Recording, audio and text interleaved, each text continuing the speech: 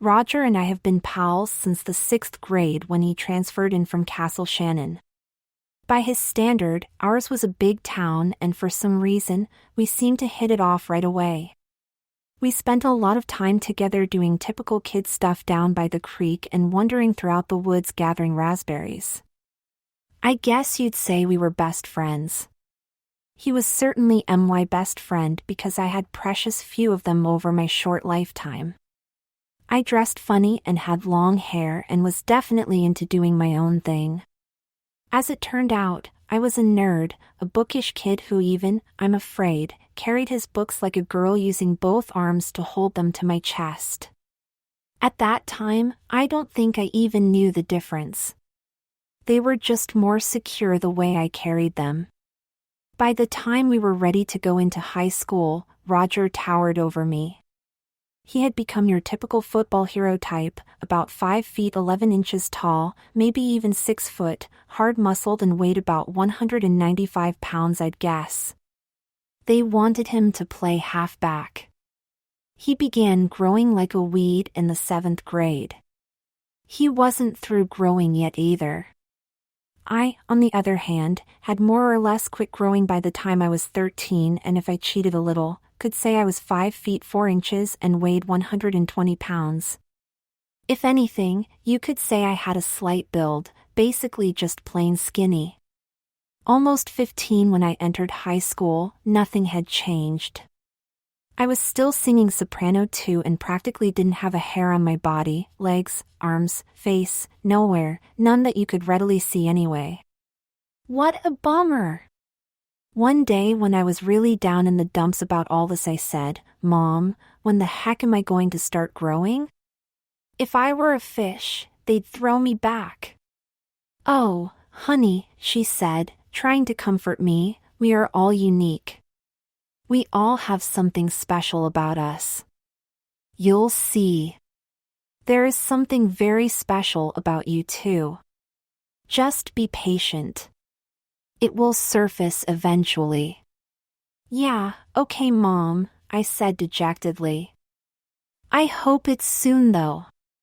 Roger had begun running with the football crowd and the high school coach couldn't wait to get his hands on Roger's talents, having big plans for him as a little surprise for the opposing teams this fall. With all of his popularity though, Roger and I remained good friends, and he made sure that I was invited to parties and continued to have a sort of social life as a tag-along, wallflower though I was. And tag along I did. Not what you'd call a sidekick. You could find me most places Roger hung out, usually holding up a wall or something else just as useful. Once in a while, someone would even talk to me. I guess by now, you've figured out that I had gotten a little inferiority complex going. Well, in Roger's circle, I was inferior, so I didn't mind. At least I was breathing the same air. Sometimes even a girl would talk with me. I liked talking to girls. I sort of liked what they talked about better than what boys talked about since I couldn't qualify for macho in any form. Not that I'd ever been out on a date with a girl. I did have a couple of friends who were girls though. They too seemed to like me although they treated me more like a sister than a boy. Charlene even tried to dress me up in her clothes one time. Well, she actually succeeded I guess, with the help of my other girlfriends urging and teasing. Between the two of them, they had enough stuff that fit me perfectly and made me up and fixed my hair and everything. I still wear it long ever since then. There I was in a pretty, full-skirted dress with panties and hose and mid-heeled dress pumps with makeup and all, and when they let me look at their labors I was just dumbfounded. They, on the other hand, just stood there and sniggered and made over me like I really was a girl telling me how cute I was. How embarrassing! And yet, on some level, it was thrilling too. There had always been a kind of gnawing at my gut about my gender though, and Charlene and Terry must have seen right through me, because they had always treated me just like another girl. I wish my parents hadn't named me Kim. It was short for Kimball, but Charlene and Terry called me Kimmy for Kimberly. Even the idea of my asking one of them out on a date was simply ridiculous, them or any other girl for that matter. I knew what a lesbian was and I would have felt like one taking a girl out. I suppose I really felt a little like a girl even if I didn't want to admit it. I guess you could say I was teased into dressing up for them and it wasn't even Halloween. They had threatened, make that promised, that the fall of my freshman year, they were going to take me out to a Halloween party as a girl. I just forgot about it though as just some more idle girl chatter, although the idea was titillating. Well, Roger was doing great on the football team and although he wasn't a starter, he got to play quite a bit. I was really proud of him and Charlene and Terry and I would be there at every game cheering him on. I must have looked a little silly jumping up and down like my girlfriends, but I was so excited for him and our team. I'd always see him at the after-game parties and he'd introduce me around as his best friend. That gave me a really warm feeling, having a friend as big and handsome and popular as Roger. The girls thought he was a doll. I suppose he was. Anyway, Halloween did roll around and it was near the end of football season. We had snow flurries at the last game. I had forgotten all about the threat. True to their promise, Char and Terry cornered me and bullied me into going to the party as a girl. Oh, I suppose I could have flatly refused, but that gnawing in my gut must have made me persuadable. They dressed me up as Diana Prince, the alter ego of Wonder Woman, with a full-skirted dark blue chiffon dress and high heels and everything. They said I was a natural with my long brunette hair and they made me work on my feminine deportment for 2 solid weeks before the party. Talk about indoctrination. They had me in that costume 6 times in 2 weeks just practicing, they said. I'm afraid I was beginning to agree with them. I was kind of cute. It was rather hard for me at first. I mean, they dressed me from the skin out with a spandex panty and pantyhose and they filled the bra with gelatin-filled balloons that warmed to my body heat and they bounced just like real boobies too. What a strange sensation to actually have that weight, those tantalizing orbs, bouncing out in front of me. It was really weird how realistic they felt in the bra and Charlene's high heels made my feet and calves ache at first, but after several hours of practice walking and sitting and smoothing my skirt and all that girl stuff, I got used to them. My legs ached the next day though. The heels weren't that bad. I kind of liked them, and they did make my feet look pretty, but I didn't know if I should admit that to my friends. Judging from how they treated me when I was practicing for the party, I suppose I really didn't have to tell them anything at all. It seemed I warmed up to the role they had planned for me. We had a grand time and I seemed to absorb their feminine instructions like a sponge. They even made me go out to Walmart with them. They gave me a very feminine eyebrow plucking beforehand though. Hey, that hurts. No kidding. If you're going to be a girl, you have to endure a little pain. Get used to it. Char. What if someone recognizes me? I'll never live it down. I'm not really going to be a girl. What do you mean, get used to it? Think about that a minute, Kimmy. Look at you. You make a really cute girl for one thing, almost a fox, and we wouldn't suggest it if we thought you were going to embarrass us. We should have done this to you a long time ago, and for another thing, you are going to announce your coming out to the whole school on Halloween anyway, and then everyone will know how sweet and pretty and feminine you look. I really don't think anyone is going to mind or get that bent about it. They've had years to get used to how unusual you are. You make a darling girl, Kim. It's kind of obvious you like the clothes, Kimmy. Be honest. They're you, so soft and sweet. And the way you've taken to your girl lessons, well, let's just say that you're a very fast study. Must be in your genes or something. Besides, you have Roger to protect you, don't you? You two guys are really great. I don't know how I'd get along without you and Roger, and yes, I suppose he is my protector. Kimmy, if you only knew how many times he has gone to bat for you and saved your bacon, you wouldn't believe it. Really? Yes, really. Some of his football friends have been wanting to beat on you, but they won't mess with you because of Roger, so I'd be a very grateful little girl if I were you. Oh, I am Terry. I am very grateful to have Roger as my friend. Terry, you just called me a girl. Well, I can't tell the difference between you and any other girl except for that little thing between your legs. Your panties are almost as smooth as mine, and we just know how you feel deep down where it counts, Kim. We never said anything before, but why do you think we're your friends? Would we hang out with a crude, girl-crazy boy for heaven's sake? I mean, they're fun to date and tease, but, come on. We have too much fun together for you to really be a boy. You may be male on paper, but that's just a technicality. You know, I've always felt you two thought of me that way, and I thought I resented it. But now I realize I don't. I really love you too. Thank you so much for teaching me and helping me to understand about myself, but I'm still worried about the fallout from this party.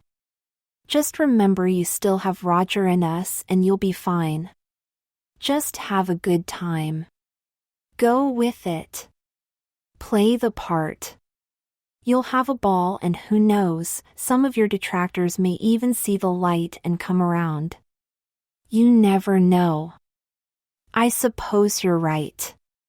Are we still going to stop by my house and tease my parents before the party? Kimmy, I wouldn't miss that one for the world. When they see what a sweet daughter they have, I'll bet you get along a lot better at home too. Well, Dad has just never warmed up to me much, although he doesn't bug me, and Mom, well, I could gain an ally there maybe. I don't know. She's always noticed how I act, and she has never discouraged me from helping her at home and doing girl stuff. She's even taught me some girl things like sewing and about eating, sitting, and walking like a lady. So that's how you knew how to walk in heels. Yeah. Mom caught me in hers one time and said if I was so interested in girls' clothes, then she was going to make me learn to walk like a lady. I don't know if she thought she was punishing me or not, but she made me walk in heels with a book on my head until I got the walk just right. I guess I have walked that way ever since, haven't I? Yes, Kimmy. That is part of the problem. You glide and take little steps, and I swear your hips are as wide as mine. You sort of look like a boy when you're not in a dress, but you sure don't act like one. I can't imagine the trouble I've caused poor Roger. He must take an awful ribbing about us being friends. Yes, he does, said Char, but for some reason, he sticks by you every time. I suppose someday we'll figure that one out. For now, we'll just have to file it under unsolved mysteries. Charlene and Terry had me pretty well calmed down about showing my girl side to the whole school. I really was calm, resigned, you might say. I knew I wouldn't disappoint my friends and chicken out, and I had to agree with them. I did make a cute girl in my Diana costume at least. So the big night arrived, and I went over to Char's house right after dinner to get ready for the party. They hot-rolled my hair and fixed it extra pretty and feminine, and took extra care with some very adult makeup on me, lining and shadowing my eyes. I looked 15 going on 22. Just then, with one of them on each side of me with their heads down near mine looking in the makeup mirror, they both grabbed an earlobe, and for about 5 seconds I was in pain. Hey, what did you guys do? You'll see in a minute, Kimmy. Then they both inserted 2-inch gold hoop earrings in the holes they had just made. My GAWD. You pierced my ears. Now I am in for it. Honey, The way you look, anything less would be a sacrilege. You just have to have pierced ears like the rest of us. You'll love it. Clip-ons hurt, but you'll hardly notice the pierced ones. Well, maybe I won't, but everyone else in the world will. Oh, be still, crybaby. You can let them heal over, but we're betting you don't. If there are some guys at the party that don't know you, you are going to get hit on, girlfriend. You are just too cute. As if I wasn't in enough trouble. Now I've got to watch out for guys trying to cop a feel. At that I blushed big time, although I was secretly, well, maybe not so secretly, thrilled to hear it. Char and Terry got into their costumes as Batgirl and Catwoman, and we left for my house trick-or-treating. That's what we actually did. I had a mask on over my eyes and nose that matched my dress, and we did ring the bell, and when Mom came to the door, we said trick or treat. We're just kidding, Mrs. Robinson. It's Charlene and Terry. Oh, you girls look terrific. And who is your lovely friend? Diana Prince, I presume? Well, yes and no, Mrs. Robinson. This is Kim. Isn't she just gorgeous? Oh my lord. Kim? Is that really you? Yes, Mom. Do you like the costume? Well, it certainly becomes you, dear, and the high heels and everything and pierced ears. My, you do make a lovely girl. Henry, come in here and look at Kim's friends' costumes. This is going to be fun, girls. Now my MOM just called me a girl. Is this a conspiracy or what? Hi, girls. Which one is who? I'm Charlene, said Batgirl, and I'm Terry, said Catwoman, and I'm the mystery guest, I said on the spur of the moment. Oh, a little guessing game? All right. Who else does Kim hang out with? Doris. By this time, the three of us and Mom had the giggles so badly, we were ready to pee ourselves. Charlene finally got her breath and said, Mr. Robinson, may I present your daughter, Kimberly? I could see Dad was visibly shaken, but he was a trooper and made very appreciative noises and complimented me. The compliment sounded sincere if not a little hollow, but only time would tell. I could see he was a bit shaken. We then left for the party and broke out in another fit of the giggles after the door was shut. Thankfully, Charlene had her new license and her dad's car, so we didn't have to walk the 6 blocks to the party. We all had 3-inch high heels on, and none of us would have relished that. Pretty shoes are made to look at, not for serious walking. Some of the kids at the party recognized Char and Terry, but not me, at least, not right away. However, despite my best efforts and a pretty good job of my best girlish voice, I think I was scoped out due to guilt by association. The three of us were always together and therefore Tata. Pretty soon there was a buzz going around the room. I could feel eyes on me, undressing me, not believing and yet definitely believing. I could see it in their faces. Well, the cat was out now even though I kept my mask on. And sure enough, a fellow I didn't know came up and asked me to dance. I started to say no, but Terry punched me in the ribs, and I do mean hard, so I went. He was a good 4 inches taller than me even in my heels and a wonderful dancer. I was grateful that it was a fast dance though, and we didn't touch much. He thanked me and I went back to the girls. Well, wasn't that fun? Yeah. It was. This is all becoming very confusing to me. Like we said, Kimmy, just have a good time. The rest will take care of itself. I decided to try and do just that. It was fun. We were at the punch bowl and another tall, handsome blonde fellow in a Superman costume asked me to dance. He had the build for it too. What a hunk! I recognized this one. It was Roger. Hi, Kimmy. You look wonderful. Come on. Let's have some fun. And so my hero and I went out onto the dance floor. With all the ribbing he took over me to begin with, I couldn't imagine him actually risking dancing with me. And the feelings I was having about him were so strange. A path cleared in front of us and the others left us a little airspace. It was another fast dance and Roger and I had a good time.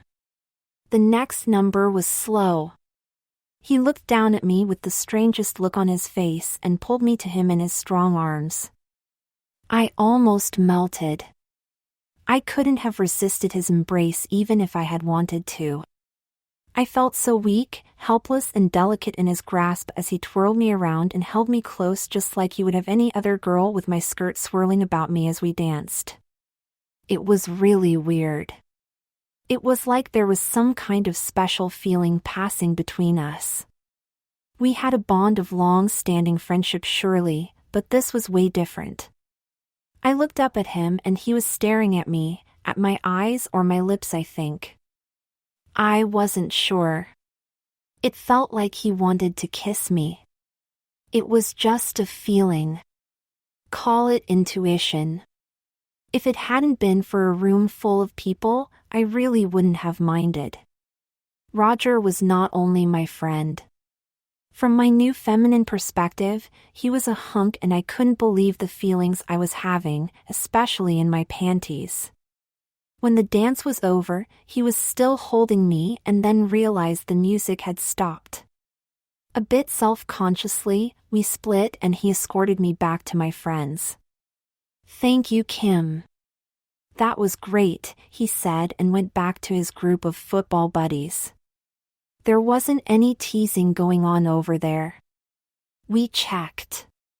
Well, Kimmy. How was it dancing with your hero? I don't really think I can do my feelings justice in words. That's okay, said Char. From the dreamy way you two were looking at each other, it was pretty obvious from here. We think you're both in love and don't know it. You've got to be kidding, Char. I can't be in love with a boy, let alone my best friend. Would I lie to one of my best girlfriends? Trust me, little sister. There's some kind of new electricity between you two. After all, he knew who he was dancing with. I think you're just imagining things. I can't be interested in a boy. Wait and see. The rest of the night went pretty normal. We all got to dance and mingle, and since the next day was a school day, the masks came off at 11 o'clock.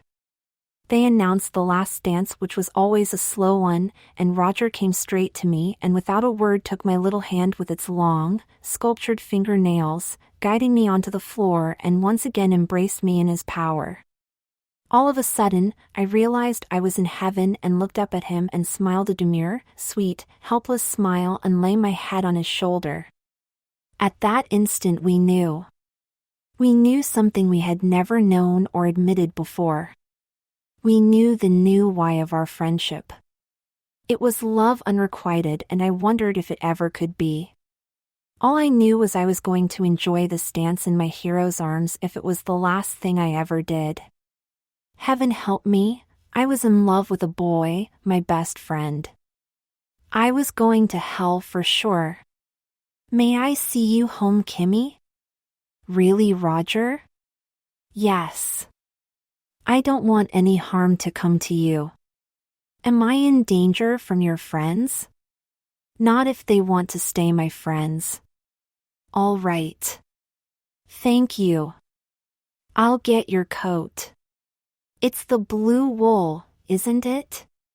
My, you are observant. You knew it was me all along, didn't you? Of course. How could I not? Roger helped me into my coat and we left the party for my house. He opened the car door for me and escorted me right to the front door. Kim, I don't quite know what to say.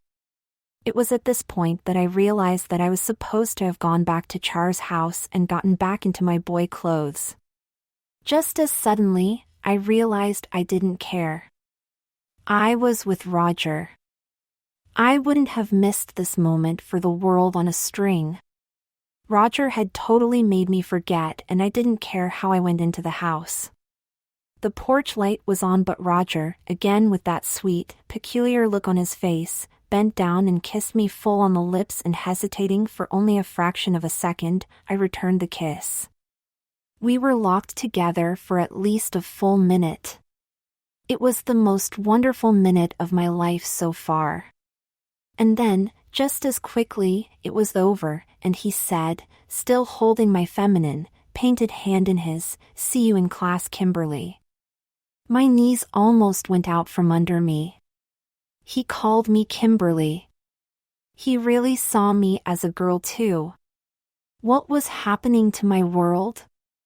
Roger had kissed me, really kissed me, and I had loved every second. Oh, my. I was still standing there and watched him drive off. I was mesmerized, but then the chill of the evening breeze rushing up my dress brought me back to reality, and I put my key in the door. True to form, Mom and Dad were still up, waiting for me. I don't think they expected to see Diana Prince any more than I had intended them to, but there she was. "Hello, darling," said Mom. "Have a nice time?" Mom never skipped a beat despite my appearance, and she was staring right at my lips. I just knew my lipstick was smeared. Why didn't I have the sense to straighten it up on the porch? Lack of experience.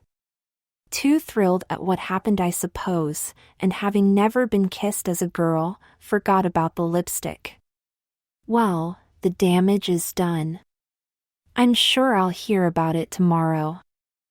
I'm tired. Yes, we had a great time, thanks. Good night. And with that I tapped my way upstairs to bed. After removing my makeup and Char's clothing, I put in the little studs Char had given me and poured peroxide on my lobes. When I rolled back the covers, there was a silky, nylon, royal blue nightie lying there with a matching pair of lacy satin panties. Of course, I put them on. Mom, I love you. What next? I wondered. Kim's dad was already gone by the time he came down for school. This morning, Kim stayed in his new nightie after finding a girl's robe and mules just the right size in his closet, which, of course, she put on. Good morning, honey. Did you sleep well? Wonderfully, Mom, and thank you. I mean, really, thank you for the presents. Did you go shopping while we were at the party? Well, as a matter of fact, I did, sweetheart. What you have found so far isn't all of it, pretty much just the tip of the iceberg, actually. I think I am going to rather enjoy having a daughter finally out in the open. I've always known I had one anyway. How is Dad with this? A little uncomfortable, but he's always known your nature too, so he'll get used to it in time. Come sit. Eat. You're a growing girl. Oh boy, you too? The girls have been all over me about how much girl I am. What were you using for a bosom last night? It looked very real. Gelatin-filled balloons. Have you thought about having the real thing, honey? I haven't thought about much else, Mom. I just don't know how. Could I? I mean, really? We'll see, honey. Maybe we just won't tell your father until after the fact. At any rate, I'll ask our doctor about seeing one of those gender psychiatrists I've heard about, and that should take care of it one way or the other. Thanks, Mom. Go get dressed for school and try to look boyish, giggle, will you? I'll try, but you know I'm not going to enjoy it. After that smeared lipstick last night, I guess you won't. You saw that? Oh yes, dear, I saw it, and I've been dying to ask you about that and who brought you home, and why I heard the click of your heels on the porch, but it was so long until you came in and I didn't hear any conversation. But I'm not going to ask right now, and we don't have time for you to volunteer. Tell it to the psychiatrist first, and then maybe we'll talk about it? Sure, Mom. When I got to school, Charlene and Terry were on me in a flash. Well, what? Don't be coy, young lady. What happened last night when you got home in my clothes instead of your own, and what went on between you and Roger? Tell all. We have no secrets now. Do I have to? Yes, and don't forget to bring my clothes back. I like that dress. You could maybe keep the lingerie and heels though. That isn't a favorite pair of mine, and I have more lingerie than I need. Well, thank you. I'm still wearing the panties anyway. Well, he drove me home and saw me to the door is all. Bull. Not buying it, huh? Nope, they chimed in unison. Okay. He kissed me. I mean, he really kissed me, and I kissed him back, and I've never felt that way in my life. It may have even been better than sex. I never thought I was gay, and yet there I was, kissing a boy and loving it, a boy I've known for years. It's just so outrageous. I thought it was fun dancing with him, but the kiss was just incredible. That's more like it. We knew it. I can't wait to see what happens next, said Terry. You mark my words, girlfriend, you are in love and so is Roger. Well, you're going to find out anyway, so I may as well tell you. I'm going to see a gender psychiatrist about maybe really becoming a girl? Yeah. See what you two started. Aren't you ashamed? Giggle, not for a minute. Will the doctor give you hormones and make you grow boobs and all? That's what I'm hoping. Mom went out and got me some very feminine presents last night, and I slept in one of them and matching panties last night, and I have your pair on right now and a camisole in place of my t-shirt. Well, I'll be said, Char. See, you do have an ally. How about your dad? She says maybe we'll just wait until I've developed and can't turn back to tell him I'm really going to be his daughter later. After school that day, well, Han, I got you an appointment with Dr. Grant for this Monday after school at 4. Do you think you can be ready by then? Oh, sure, Mom. As Kimberly? Oh. Well, yes, if I wear my lingerie that Char gave me to school, except for the bra, of course. You won't have to rely on Char's honey. You haven't been to the back of your underwear drawer yet. Why don't you go up and look around your room some more? All right. I want you to go as Kimberly because he should see the real you to get the full impact of your situation, I think. It will help put things in perspective for him and you too, probably, having to interact with him as a girl. We're going to have to go shopping for a dress and some shoes for you this weekend. You should wear your lingerie and hose then too so we get the right size. Imagine. A mother/daughter shopping trip with my son. How droll and decadent. We'll pass you off as a girl even in boy clothes. It will be easy. May as well get you a few other things like slacks and blouses too. I have a feeling you'll grow into them soon. Monday, I barely made it on time. Kept smudging my mascara.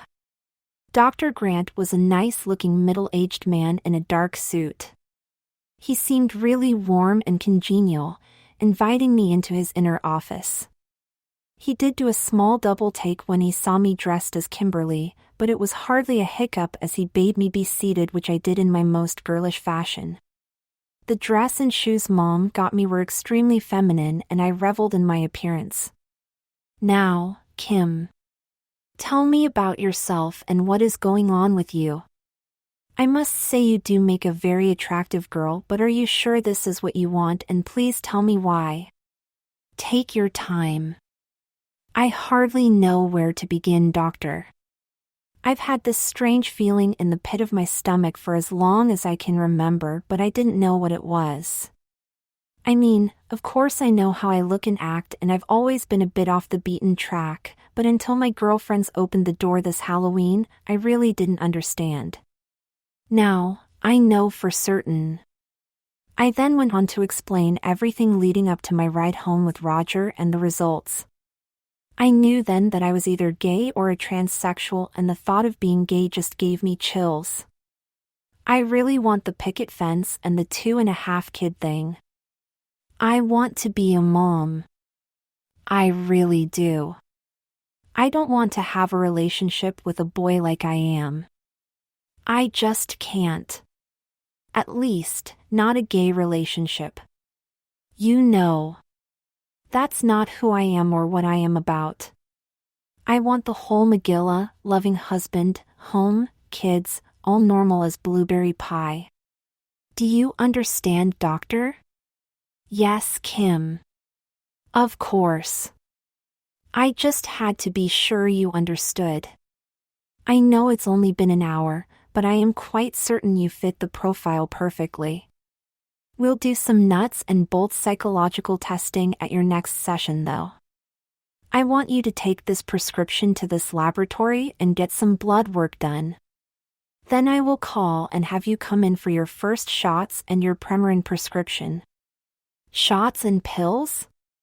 Yes, Kim. You'll develop faster and your male hormones will be completely suppressed. You will become incapable of being a boy anymore. One of those will be spironolactone, which will block all your male testosterone receptors. Your body won't recognize male hormones anymore. It will forget you were ever a boy. Judging by those hips, it may have forgotten already. Smile. Then, young lady, you will be on your way to your dream. I usually don't recommend shaking up a young life so early, but in your case, it will be of enormous benefit to you never to develop the secondary sexual characteristics of a male. At 15 you must have something unusual going on with your blood not to have developed some secondary male characteristics. I will help you deal with all the legal and school problems when they arise. It has been delightful meeting you, Kimberly. We will of course have many sessions like this one over the next 3 months while we evaluate the effects of reversing your chemistry. Please tell your mother to call me tomorrow. Here is my card. Have a safe trip home, Kim. Goodbye, doctor, and thank you. To say that I was euphoric would be very inaccurate. I was way beyond that. Fly me to the moon on gossamer wings would be more like it. It was a good thing I had to take the bus, as I was several months from getting my driver's license and would have probably run into someone as my mind was racing and wandering all over the place. I almost missed my stop as it was. Well, how did it go, honey? Terrific, Mom. He says I fit the profile perfectly and I'm to get blood work done. He wants you to call him tomorrow. Here's his card. He's going to give me a battery of tests, but he'll begin my shots on my next visit if the blood work turns out. Well, that's wonderful, dear. Now, why don't you go up and get out of your pretty dress and into something a little less provocative? Okay, Mom. I went up and, leaving my hair, makeup and jewelry just as before, put on some slacks, a blouse and some flats she had bought me and went back downstairs. That's better, dear. Your father will be home soon. How about helping me with supper? Sure. What do you want me to do? Get the potatoes ready, hon, and put on an apron. I couldn't help noticing how much better Mom and I were getting along now that I was out in the open as her part-time daughter. It was Dad we had to win over, and while he didn't say much about my appearance lately, he never failed to notice that he had a son in name only, the one on my birth certificate, that is. Although I was totally feminine at dinner tonight, he just carried on like it was normal. Maybe he was getting used to the idea. I sure hoped so. On the other hand, he could just be faking it. I didn't have a clue. He was a good poker player. After 2 months of weekly shots and pills, it seemed that I was removing some gelatin from the balloons every week, and my butt was definitely blooming to the extent that I had no choice but to start wearing my girls' jeans to school. It wasn't like anyone could tell. I mean, they're all alike except for the fact that mine had a chic label on them. I didn't think anybody noticed. Ha! Joke's on me. They noticed. Of course, having jeans on that accentuated my behind and hips made my already small waist look even smaller. I began getting compliments on my tush and my figure, and Roger even gave me one and right in school too. I was being ogled. I must have blushed at least 3 shades, but I really appreciated his noticing. Charlene and Terry just kept egging me on to wear more girlish things, but I didn't think I dared. I took to wearing bulky sweaters to school because I was making good progress, better than anyone realized, I hoped. At my next doctor's visit, well, Kim. Let's have a look at you. Take off your blouse and your bra, please. I need to see how you are doing. I need to measure you. I can do a pretty accurate measurement around your skirt, so don't bother with that. I know what else is happening down there. You are shrinking. We'll check that at 3 months. Okay, doctor. I then did as instructed. It's been 10 weeks. How are you feeling? Great. I had a little dizziness at first, but it only lasted a few days. Well, you've gained 14 centimeters in your bust and 20 in your hips. Good progress for such a short time. Are you encountering any problems with the kids? Not really. I had to start wearing girls' jeans, and I try to wear bulky sweaters, sweatshirts, and otherwise baggy tops, but I am wearing a bra all the time now, even though it's a sports bra when I'm at school. What did the gym teacher say? He really didn't get a chance. Mom wrote a note to the principal, and I'm not taking gym anymore. What did she say to him? I don't know. She wouldn't tell me. Well, we'll see if we can't get the ball rolling and get you back in to the girls' class. Really? Yes. From our talks, your IQ and preference tests, and your response to the therapy, there is no doubt left in my mind. You really want this, are obviously comfortable with it, and I think it is right for you, so I'm going to start my formal recommendations, beginning with your school, that you be reassigned as a female. Besides, I've never discussed the results of your blood test with you. You might find it interesting. Really, doctor? Blood is blood, isn't it? Essentially, yes. However, I had them run a special chromosome test on yours. I doubt that you have any female organs, although it is possible, but you definitely have an interesting chromosome count. Boys are supposed to be XY while girls are supposed to be XX. Yours is a combination of the two, XXXY. There could actually be up to 5XS in front of the Y. Although we used to think this also caused a lower mentality, we were wrong.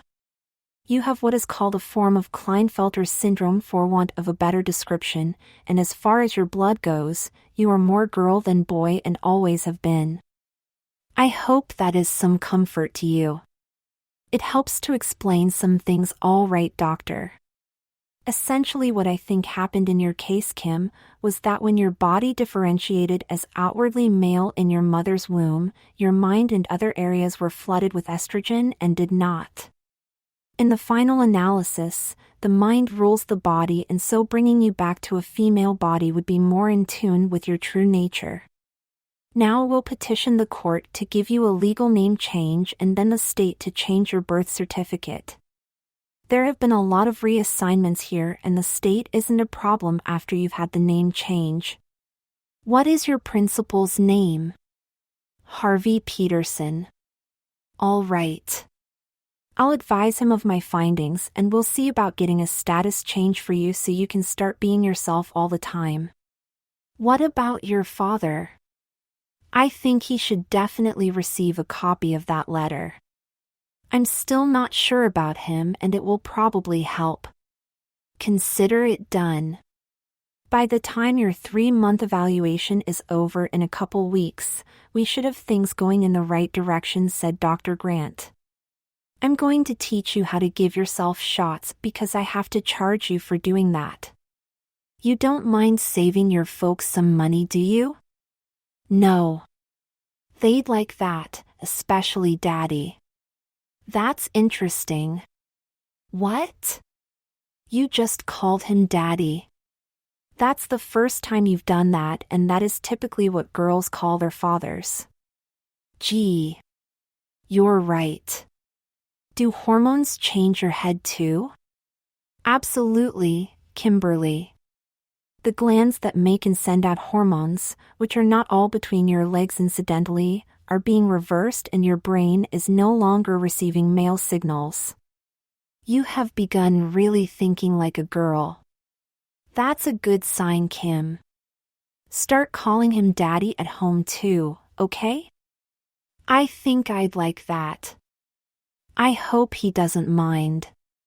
And so, with summer vacation less than 3 months away, I would be 16 in May, soon to be a 16-year-old girl.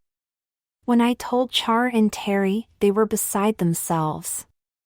I had never let them see how I was developing on top, although I couldn't hide my bottom, but after everything the doctor said, I figured it was time.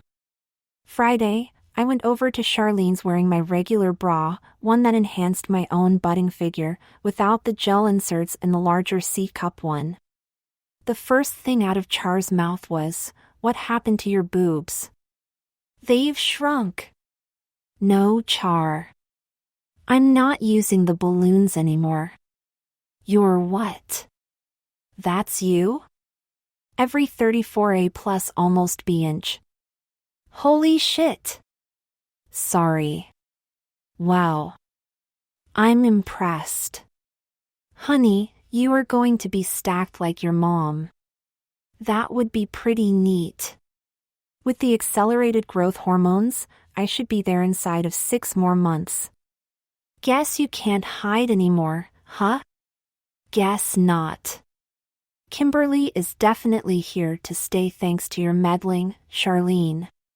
Thank you again for meddling, you devious wench. You're welcome already. It was about time you realized who you were, and what better opportunity than good old Halloween. By the way, what are you and Roger up to these days? Nothing at all, really. He comes over to the house occasionally, but we don't hang out at school anymore at all. I guess it's too much pressure for him or something. I do miss his company, but it's understandable. Wait until this summer when he sees you in a bikini. What size are you now? A9. I'll bet that will be a full 10 by the 4th of July. We're going to have such fun teasing boys this summer. You might get lucky. I don't want to get lucky, Char. I don't want some guy doing me up the rear. Oh. I'm sorry. I just thought. Boys are more or less off limits if they start to get serious. Understood? Okay. We won't press it.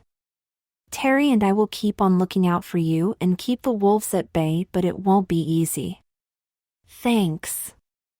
I want to go to the dances and stuff, but I'm really afraid to get stuck in the back seat at the drive-in, if you know what I mean. Oh, do I ever. You may change your mind though. Petting is really fun. I'm sure, but let's drop it, okay? Sure. 2 weeks later, Mr. Peterson called me into his office. I was still doing baggy. Kim, after that note from your mother and now from your doctor, I see we are going to have to make some changes. Please forgive me if I'm a little awkward at this. It's my first time. I know that there are tens of thousands of you out there, but I just never met one that I actually knew, especially a student. I'm a little new to all this too, Mr. Stevenson, but what are we going to do now? Well, for one thing, all your teachers have been informed. You will begin girls' gym class next Monday, and you'll be expected to adhere to the guidelines of conduct and dress of our female students. That's about it. I'm oversimplifying, but essentially, that's it. I understand you have a legal name change in progress and that you wear a special undergarment that makes you look just like the other girls? Yes, sir. And the doctor says your birth certificate will be changed to female? Yes, sir. Well then. That's that. I don't suppose you'll be the last.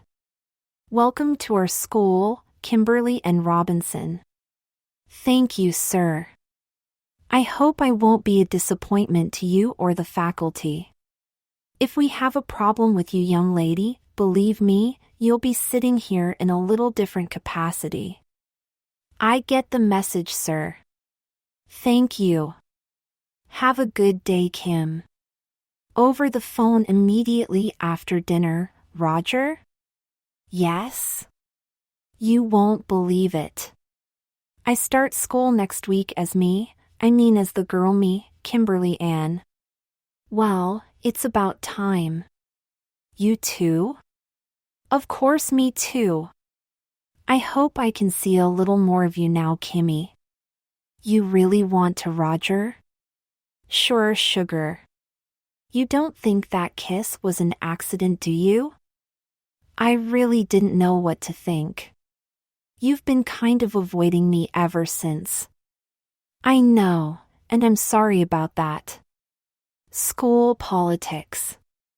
But now that you're going to be legal, I don't care. I want to see you. You mean as in date me? What am I doing here, talking Chinese? Yes, you silly little thing. I want to date you. Why do you think I've been coming by the house schmoozing with your parents all this time? I had no idea. Well, I really didn't know you felt that way about me, Roger. Neither did I, but now I do, so. Yes, of course, yes. Nothing would make me happier. All right. Your house.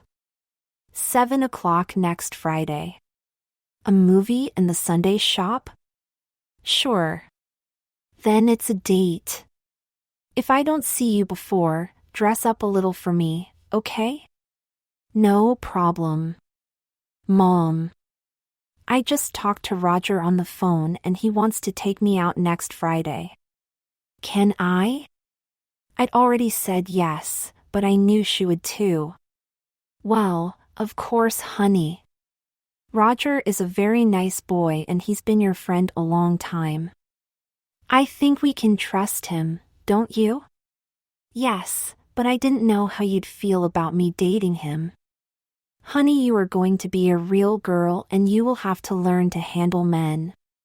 Your teen years are the time for doing that, so you may as well get started. What did Daddy think of the doctor's letter?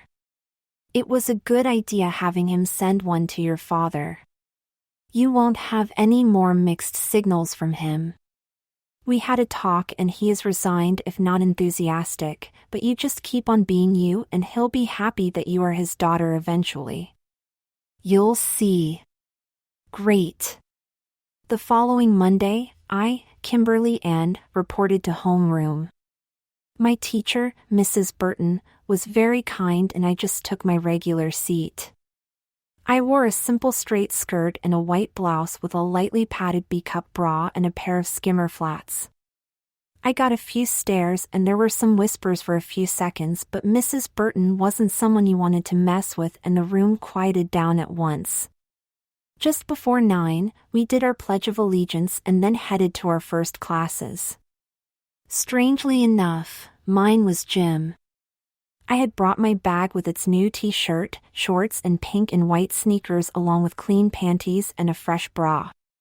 My gaff would take care of the shower room.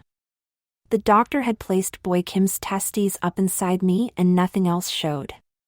Apparently, Mrs. Klein had called Mom after the teachers' meeting and told her how I was to handle the shower room. I could still pee. It was pretty easy. Felt a little weird, but it didn't hurt, and Mrs. Klein didn't want me offending the other girls when I showered. I didn't want to offend them either, standing there with boobs and boy stuff showing. There was quite a hubbub in the locker room when I showed up though. Shirley, who was tall and usually got chosen as basketball team captain, was the first to speak. "Well, little sister, we wondered when you'd be showing up. Welcome to Club Chickadee." About a dozen girls broke out in giggles. "Thanks, Shirley, but what do you mean about when I'd be showing up?" "Honey, you are the worst kept secret in school." "What?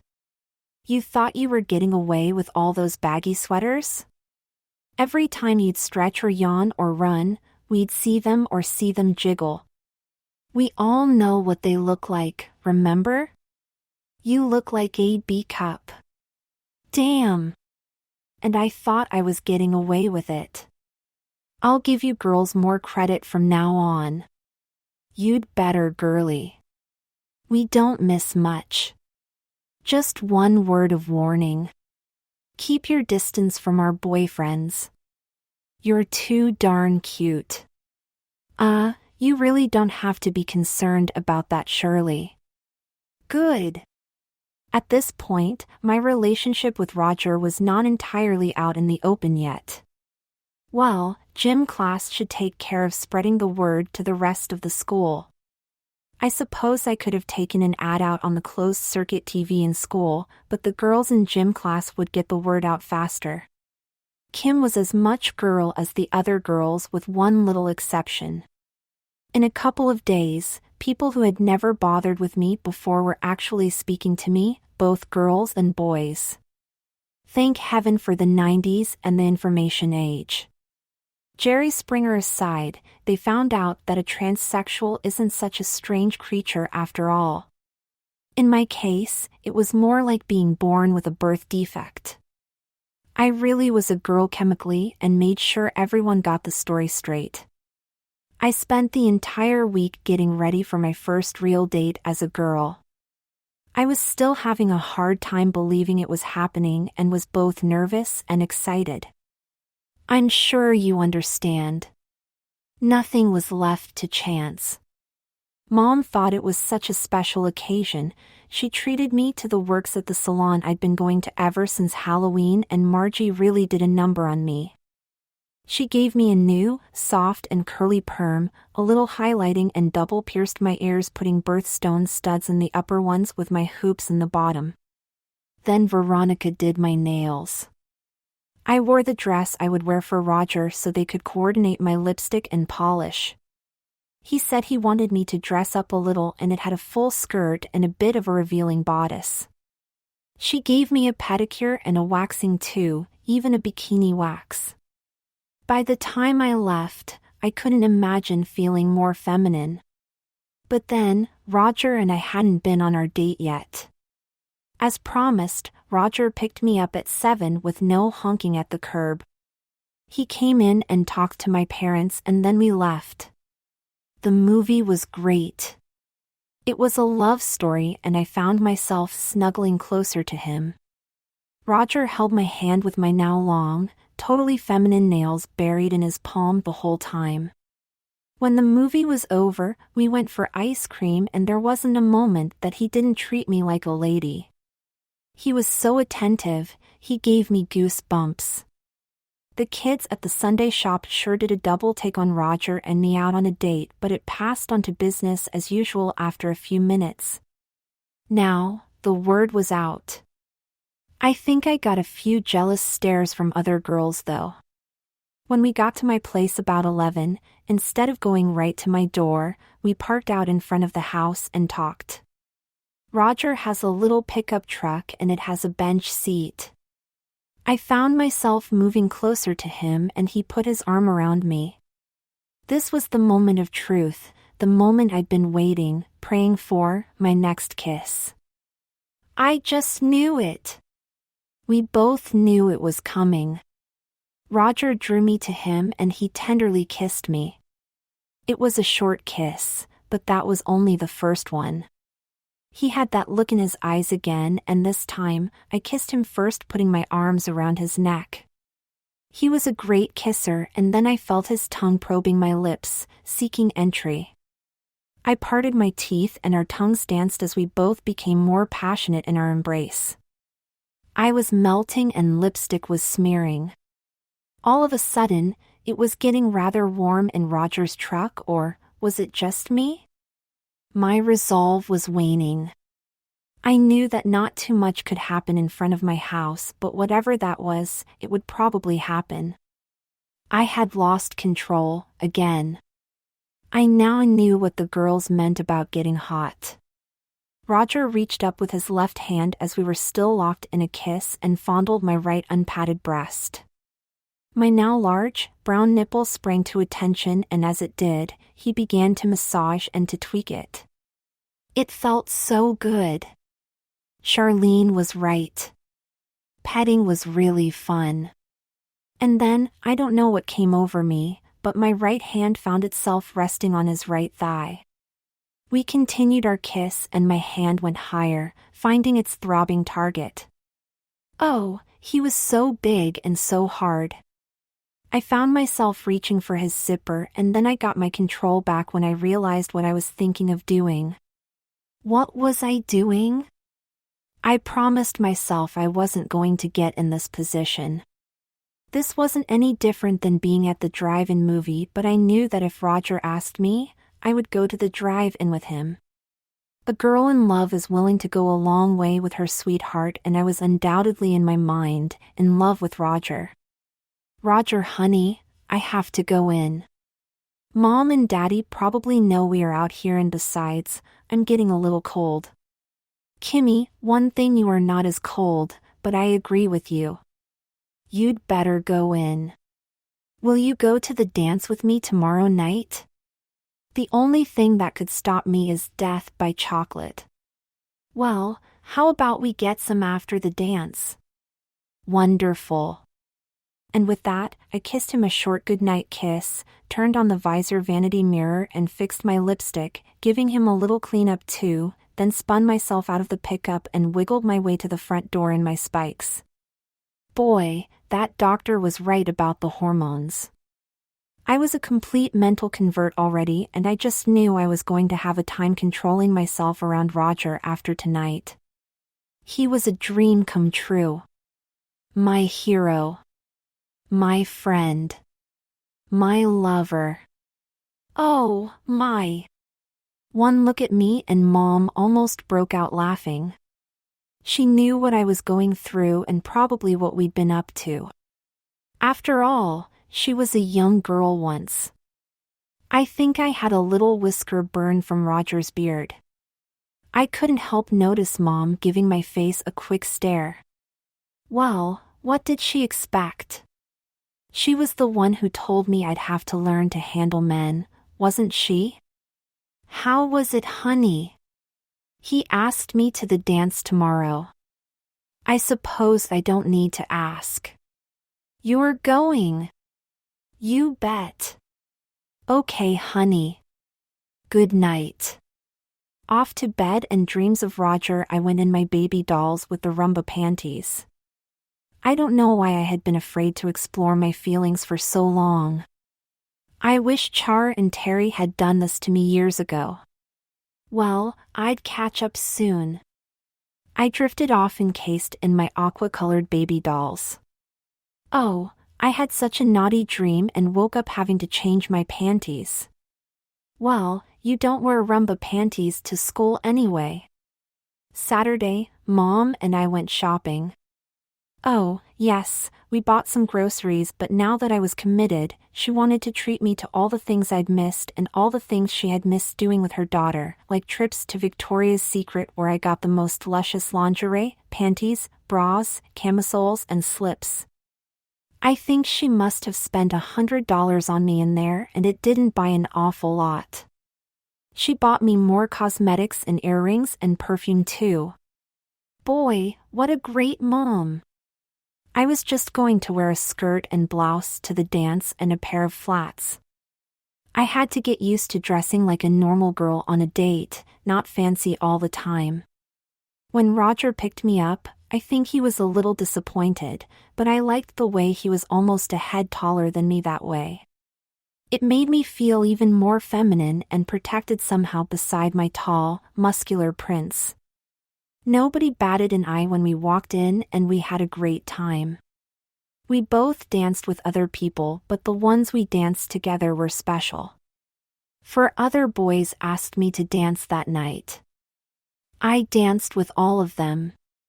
Maybe I wanted to make Roger a little jealous, I don't know. Maybe I just needed the experience. At the least, I wanted him to appreciate me. The way he held me on the dance floor, it was quite obvious now that we were a couple. Amazing how my life was turning around. Our return home was pretty much a repeat of last night, only this time I got in his pants. That was part of my naughty dream, a small part. I couldn't help myself, nor could I believe what a real man felt like, as they say, up close and personal, and he made me so hot I almost lost it myself. All I did was give him a little massage. When I got upstairs, I found out that I had indeed lost it without even realizing, as my panties were soaked with very watery, whitish liquid. I think they call it seminal fluid, but I was sure there wasn't anything worthwhile in it anymore. So that's what all the twitching in my panties was all about. Oh, that felt so good! Of course, I had discovered self-gratification long ago, but that was before my new hormones. Back then, this stuff was thick and sticky. Not anymore. I'm sure glad Roger didn't touch me there. It would ruin it for both of us. By the time our freshman year was over, Roger and I were quite an item, and everyone in school knew it. I had more friends. I was almost becoming popular. I had joined the Glee Club and occasionally had a solo. I was as outgoing and friendly as I could be, and to earn extra money, I began babysitting. I just loved little kids. I never volunteered my status, and none of the parents said anything, even if they had heard about me. I rather doubt that any parent that had heard about me would let me near their child. After all, I must be some kind of pervert, right? Wrong. Sometimes Roger would come over and we'd neck. But I never let him between my ever-increasing thighs, and never did anything that smacked of slutty. I realized teen romance can end abruptly, and I certainly didn't want a reputation as being one of those girls. Mom had warned me, and so had my friends. Just as Charlene said, by the time term was over, I was into a 10 with a full 34B bra and a 36 bottom. It all looked pretty good with my 25-inch waist. I was becoming quite fond of my breasts. We were becoming good friends. Sometimes I talked to them, referring to them kiddingly as the girls. Sometimes I fondled them myself, as Char had shown me how recently. I had no idea girls could turn themselves on like that. I liked it. I liked them and they liked me back, and Roger certainly liked my new growths a lot, as he proved when we petted. That does feel really neat, even more when a boy does it. Charlene had urged me to let him, and again, she had given me rewarding advice. It was the very girlish ideas I was having about Roger that were a little disturbing. Char and Terry and I went on a shopping trip to try on the latest bathing suits for summer. I came home with 3, a stretch satin Speedo and 2 bikinis. Kim, you are getting a really cute bod. We're going to have to fight the boys off this summer. Sounds like fun. Lead me to the water, I said. One of my suits just covered the bare, and I do mean bare essentials, but it looked so cute and daring, I couldn't resist it. I didn't particularly want my mom to see me in it though, as it only covered my patch and my nipples really. My hair was now down to my shoulder blades and I knew it looked good and decided to leave it long and wear it in a ponytail or French braid most of the time for summer. Roger had never seen me in a bathing suit, and even though he was well acquainted with my body by now, sometimes what you can only glimpse is more tantalizing than what you can actually see. Conjure up a picture of a black satin corselet with 6 garters leading to black hose and 4-inch black patent spikes. I had just such a set from Victoria's, and he had seen that too, although Mom hadn't. It about drove him over the edge. I was beginning to regret my partial status immensely. Well, finally, I had my driver's license. Now, Char, Terry and I could take turns on girls' night out or when we had to batch it to a game or a dance. Over the course of the summer, I continued to grow, and by the time we started back to school, I was almost a 12, 34C, 24, 37. I had to start watching what I ate. I loved my new figure but didn't want to be a cow. Roger and I continued to be an item. He had ingratiated himself with my father, offering to cut our grass, which he did since it was no longer one of my duties. I was inside labor now. I was learning to be a domestic goddess, as Roseanne calls it. Mom and I were becoming more like sisters. My wardrobe was ever expanding, as well as my collection of sexy lingerie and shoes. Well, I guess I had a little shoe fetish going. There were 30-some pairs, and I was sure I wasn't done yet. I even wore heels at home a lot, especially with dressy slacks and sometimes even to school, although not my spikes. There's just nothing that defines a girl like high heels. School was becoming fun and I was no longer a nerd. I guess I was a little bit on the preppy side. I was pretty and popular and got better grades than boy Kim ever did, even though I had less time to study, what with doing hair and nails all the time. Thank heaven I only had to shave my legs once a week. My endocrinologist, I finally learned what a gland doctor was, had brought me a long way and seemed quite pleased with himself. Praise the Lord, I stopped developing, but I was certainly matured at 16.5 years old. And I found out the truth of a basic law of nature. Girls do mature mentally faster than boys. I was now older than Roger in those terms. He had become a starting halfback on the football team though, and I was just so proud of him when practice started in August. He caught a lot of passes and some of them were from me. By now, both my name change and my birth certificate were official, and I was in the middle of my real-life test as a girl. I didn't figure I could have my surgery before I was 18 anyway, so it wasn't really important to me. I sort of forgot about it. Dr. Grant kept track of me and I saw him every month. The gland specialist was better equipped to oversee my medical transition though. Dr. Breck was nice too, and he changed my hormone mix a little. I began developing even faster after that, in particular mentally, to where I am now, and boy Kim seemed like a distant memory. I thankfully didn't gain any weight, but I surely filled out to womanly proportions and without a muscle showing. Roger had qualified and become a lifeguard, so I got to see him at work as well as on our dates. I don't think he appreciated all the boys buzzing around, but Char and Terry attracted a lot of them too. I didn't mind having cute friends. It was a friendly competition.